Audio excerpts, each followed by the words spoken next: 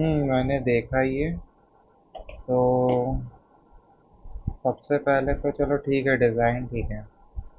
उसके बाद अगर ये 7.4 मीटर है और ये लगभग कितना 4.5 मीटर, 4.6, तो पहले तो कॉलम बीम भी देखोगे तुम। तो सबसे इजी लेआउट तो यही है इसमें कॉलम बीम डालने का, कि 300 बाई 300 के 3 मीटर तक होता है, तो 1 2 3 4 5 6, ये 6 कॉलम्स आ जाएंगे 300 बाई 300 के। और ये डिस्टेंस है 4.5 मीटर। तो 3 से 4.5 मीटर अगर सिंगल फ्लोर है, तो ये कॉलम 300 बाई 300 के चल जाते हैं। अगर थोड़ा सा करना है तो 450 बाई 300, तब तो आराम से ही हो जाएगा, बीम आराम से डल जाएगी। फिर एक ब्लॉक ये बन जाएगा स्लैब का, एक ब्लॉक ये बन जाएगा। फिर अगर जब भी हम ऐसे रूम डिज़ाइन करते हैं ना, तो अगर कोई इधर से यहाँ पे आता है, ठीक है, चलो मैं ये बता रहा हूँ। तो तुमने ऐसे बनाया है ना, एक सेकंड, ठीक। तो 1 2 3 4 5 6, ये तुम्हारे कॉलम्स हो जाएंगे, ठीक है। 6 ही कॉलम्स हो गए, फ़ोन इधर रखने दो। हाँ, ये 6 इधर कॉलम्स हो गए तुम्हारे। अब ये तुम्हारे होंगे 300 बाई 450। 300 बाई 300 तुम ले सकते हो 3 से 4 मीटर के स्पैन के लिए, और 300 बाई 450 ले सकते हो 4 से 6 या 5 मीटर के स्पैन के लिए। सिंगल फ्लोर अगर बिल्डिंग है, तो हाई राइज में ये या मिड राइज में चेंज हो जाएगा और डायमेंशन थोड़ी बढ़ जाएगी। तो 600 बाई 450, नहीं, 600 बाई 450 हो जाएगा। फिर उसके बाद ये तो कॉलम लेआउट हो गया। फिर यहाँ पे बीम डालोगे तो एक बीम ऐसे, एक बीम ऐसे चली जाएगी, एक ऐसे, एक ऐसे, और एक ऐसे। तो तुम्हारा एक ये स्लैब 1 हो जाएगा, स्लैब 2 हो जाएगा, ठीक। अब इसके बाद तुम्हें गेट देखना है, तुम्हें गेट लगाना होगा, जैसे तुमने यहाँ पे गेट लगाया है, ठीक है। तो यहाँ पर है। फिर उसके बाद अगर तुमने यहाँ बीच में लगाया होता, तो स्लैब में दिक्कत करता, तो तुम्हें स्लैब की पोजीशन चेंज करनी पड़ती, साइज चेंज करनी पड़ती। तो ये दिक्कत आती है बाद में। तो फिर तुम्हारा डिज़ाइन ऐसे है। कितने मिनट, 2 मिनट हो गया यार वीडियो में, और वीडियो लंबी हो जाएगी।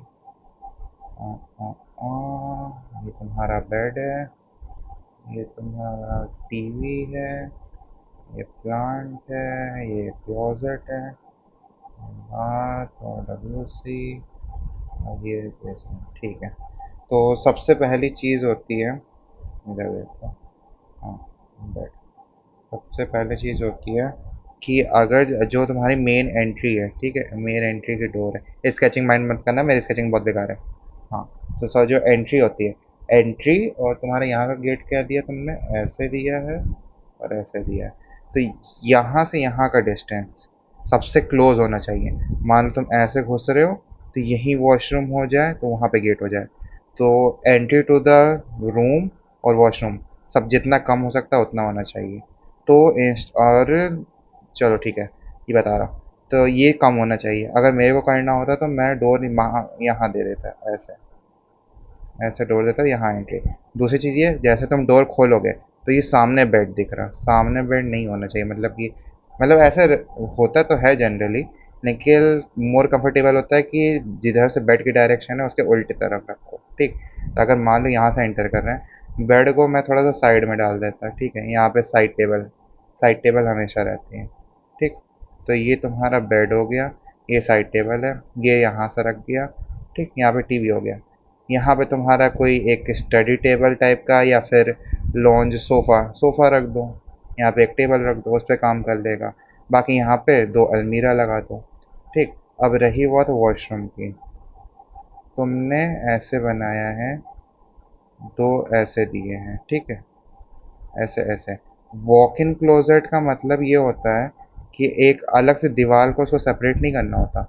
वॉक इन क्लोजेट मतलब कि ऐसे, जब मान लो यहाँ से मेन डोर आ रहे हो, तो पहले तुम्हारा यहाँ पे कपड़ा रखने वाला अलमीरा वो सब होगा, यहाँ पे जाके तुम रख सकते हो। फिर यहीं से एक और डोर होगा इससे कनेक्टेड हुए, उससे जाओगे, ताकि जैसे कि इसमें है, यहाँ वॉशरूम है, वॉशरूम के फुल स्मेल डायरेक्ट यहाँ इसमें आएगी, ठीक। उससे अच्छा मतलब लग्जरी जब क्रिएट करते हैं, वॉक इन क्लोजेट क्रिएट करते हैं, तो लेट्स सी, यहाँ पे तुम्हारा मेन डोर है, ठीक, तुम यहाँ से आ रहे हो। फिर उसके बाद यहाँ पे तुम वॉकिंग क्लोजेट दे दो, ठीक है, यहाँ पे तुम्हारी अलमीरा और वो सब है। फिर यहाँ पे तुम वॉशरूम का डोर दे दो, तो यहाँ आएगा, कपड़ा चेंज करेगा, यहाँ से वॉशरूम जाएगा, यहाँ पे शावरिंग एरिया हो गया, WC हो गया, यहाँ हो गया। वो स्पेस के हिसाब से देख लेना, मैं तो प्रपोर्शनेट नहीं है ये। तो इससे यहाँ पे जो पूरे यहाँ रूम है उसमें फॉल स्मेल भी नहीं आएगी। यहाँ पे आराम से कपड़ा भी रख जाएगा, मे भी यहाँ पे चेयर रखना हो तो चेयर रख दो, लाइक दैट। तो कहाँ गया माउस।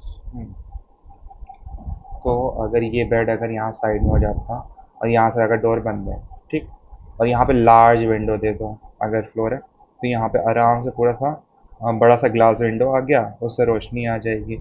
यहाँ पे कुछ सोफ़ा टाइप का हो जाएगा, रखा जाएगा। यहाँ पे प्लांटेशन, अगर तुम्हें प्लांट तो नहीं, तो यहाँ पे ऐसे लंबे से वो कर सकते हो, अलमीरा दे सकते हो या स्टोरेज, वो सब हो गया। यहाँ से तुम्हारा एंट्री हो जाएगा। अगर यहाँ से एंट्री नहीं मन है तो यहाँ से दे दो एंट्री, और मे बी यहाँ से भी दे सकते थे, लेकिन फिर कोई वो मतलब नहीं रहेगा ना यहाँ से देने का। यहाँ से दो एंट्री, या यहाँ से दो, या फिर जैसे तुम्हारा और भी कोई डिज़ाइन हो।